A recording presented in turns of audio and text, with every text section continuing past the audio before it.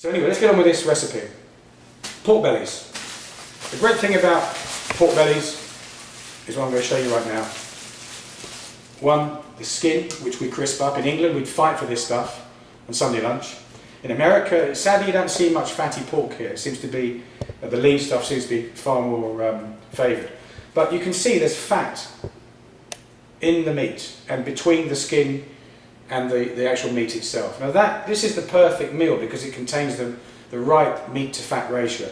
And today we're going to cook it two ways. Both extremely simple, but complete opposite ends of the spectrum. This one's going to be like an English style, call it what you like, roasted belly pork, which you can serve with, we'll serve it with some potatoes. Now, before you all jump up and down and say, potatoes on a low carb diet. Remember, this is not a no carb diet. You control the amount of carbs, and by carbs I mean all sugars. Don't buy into this glycemic index hype of slow release, fast release sugars. It doesn't make any difference. At the end of the day, sugar is sugar, and it's the total amount of sugar you expose yourself to in the diet. Now, we recommend, or Dr. Ellis recommends, no more than 25%, which if you take a 2,000 calorie diet, 25% of that in sugar, it's still quite a lot of sugar. So you can afford a few potatoes here and there, but it's just a few, just enough to give you the taste.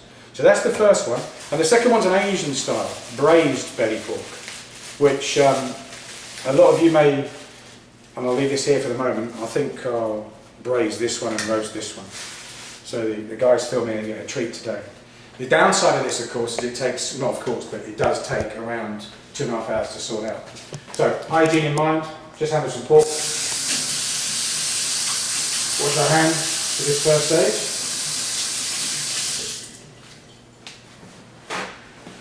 Okay, so what we do for the braised pork, we want a nice hot pan, so we'll get that thing going right now.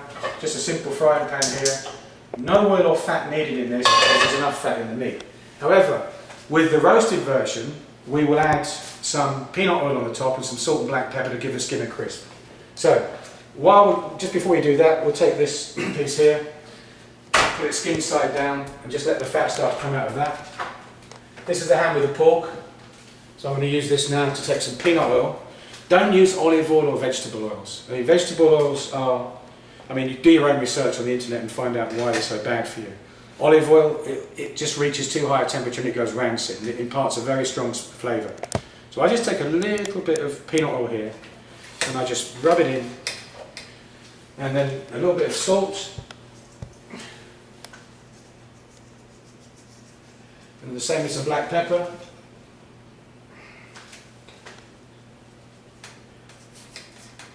Actually, I'll do the same the other side with some salt and black pepper, just rub a little bit of the oil that's left on my hand. Now this is so simple. Now if you can have a look into this dish here, you will see that I've put in some water, and let's see if we can just move this over to you. What I've got in here is I've got a roasting rack, obviously with some water in there, one onion that's chopped up, and I've got about 5 or 6 cloves of garlic and a couple of sprigs of thyme, just to flavour. You can flavour it with what you like. Now this keeps it moist, because the cooking's going to be for around 2.5 hours. So we don't want this to dry out, even though it's got a lot of fat content in it. It's still a danger it can dry out. So the water will do two things. It will provide like a steam for the pork, and it will also provide you the basis of the sauce, which we'll get to later. So that's it. Pan, preheated oven, 375. And basically, the good thing about this is you put it in and forget about it. And forget about it to the point, that is, I should say, that the water doesn't evaporate. If it does, simply top it up. And there you go, 375 degrees, that's right. Okay, so that's in the oven, this is in the pan, wait for it to heat to get it sizzling a bit. Now, it's actually going to be braised in this pot here, so I'm going to turn the heat onto this pot. And I'm going to add some water. I'll just use simple tap water on the basis that when it boils, it's purified. Okay? It's a lot easier than taking it from cold. So what I do here is put a few cups, and you want enough water just to cover the pork. You'll have to judge.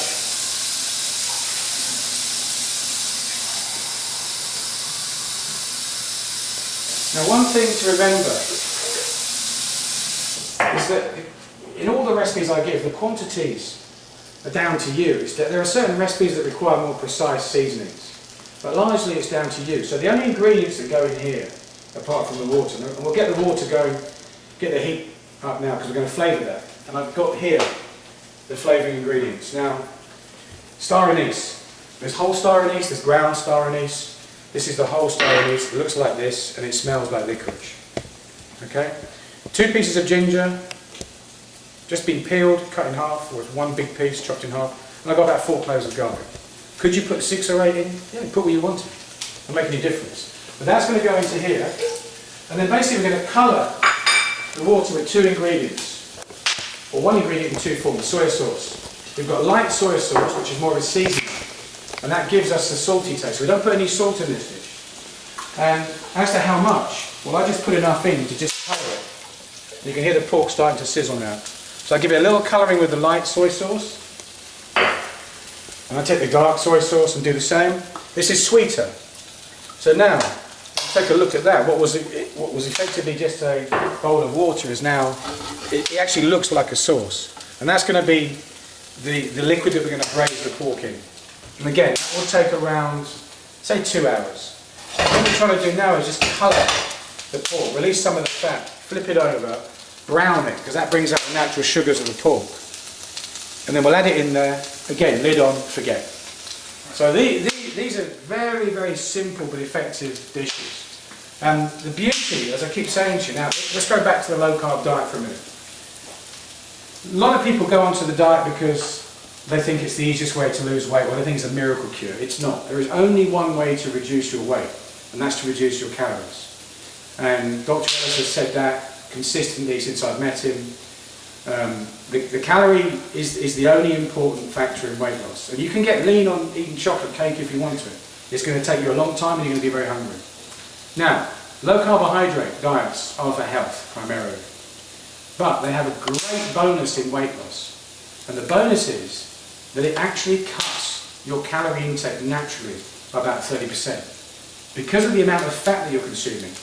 Now, these may look like small pieces of pork belly, but believe you me, when you start to eat them, they'll fill you up very, very quickly because they're extremely rich. The fat gives you so much. Think about it, the fat, if you just look at calorie counts, fat is around 9 calories per gram, with carbohydrates, proteins down to around 4. So you've got a huge energy, you've got double the energy source, and the fat that's going to fill you up. So it's a great way, if you're on a diet, if you're looking to lose weight, it's a fantastic way to do it because of the natural hunger suppression that occurs. So there you go, there's stage 1 completed, and now we just have to wait. Stage 2 is when that's cooked, we put it in there, then we're finished, we just sit there and wait. Let's give you a quick update on the 2 pork dishes. The first one's in the oven cooking nicely. We can start now to smell the onions and garlic. Here we are, well actually let's go to the cooking liquid. You can see that's just about steaming now. And what we need to do now is just brown the other side of this pork. And you can see if I flip it over, you can see now that some of the fat and oil is released, but you can see the skin is starting to crisp. We want to get those bits crispy, then we want to brown the other side.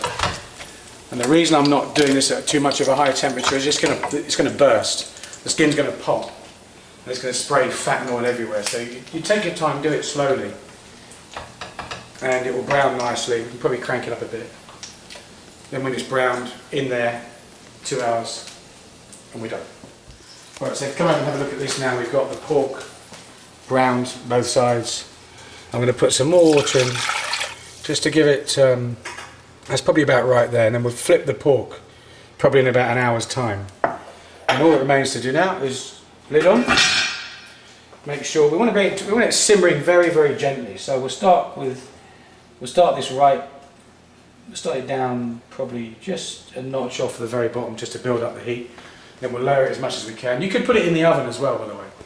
But for me, it's easier. It saves me lifting that dish and carrying it over there. That's effort.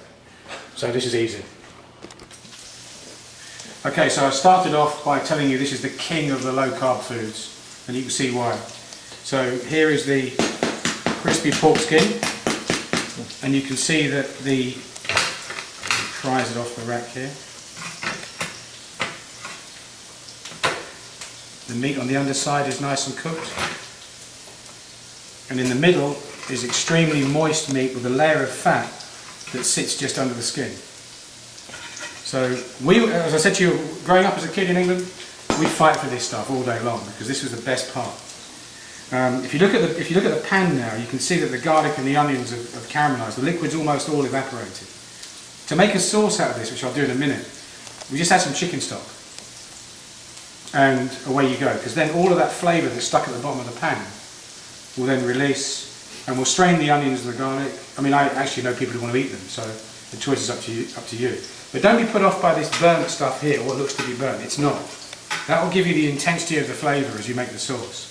And the sauce will be nice light sauce that we just pour over the top, and I'll serve it with a bit of this chicken for these guys, and some of these potatoes I've got cooking over there.